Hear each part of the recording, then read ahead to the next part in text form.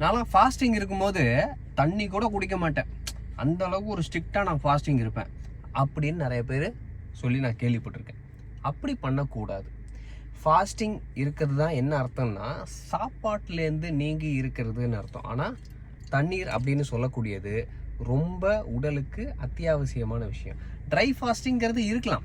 எப்போ இருக்கலாம்னு கேட்டிங்கன்னா, நம்மளுடைய சிச்சுவேஷன் என்விரான்மெண்ட்டில் எந்த அளவுக்கு டெம்பரேச்சர் இருக்குது. இப்போ நல்லா குளிர்ச்சியான பகுதியில் இருக்கோன்னா அந்த இடத்துல உடலுக்கு தண்ணி தேவைப்படாது, காற்றுலேருந்தே உடல் வந்து தண்ணியை எடுத்துக்கும்.